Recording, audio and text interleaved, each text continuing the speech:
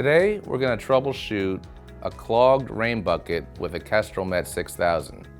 If you notice that your rain readings aren't reading properly, or physically you see water stuck and not draining in the bucket, this is time where we need to look at it and see what might be causing that issue.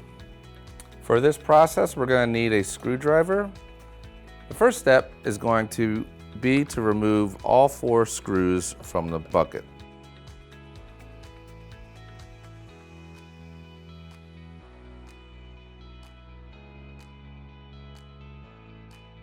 Now the bucket will simply slide off. We will see that there's some debris in here.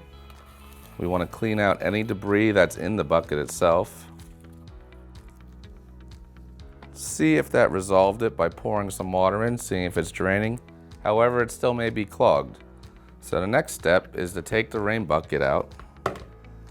Now that the metal clip's out, we could take a screwdriver and just go in here, clean it out, turn it around, make sure there's nothing stuck in the hole. And we'll put the rain gauge back on. I'm going to put it back in the center hole.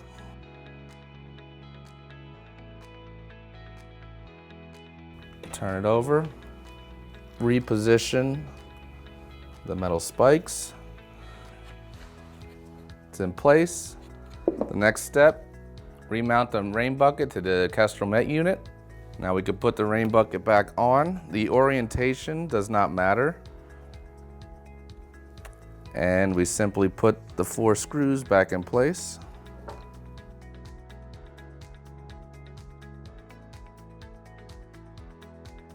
That should fix our issue. If you want to test it again, you can pour some water in, make sure it drains. Otherwise, you can now remount it and you should be getting rainfall reports again. Now that we've resolved the clogging issue, simply mount the unit outside.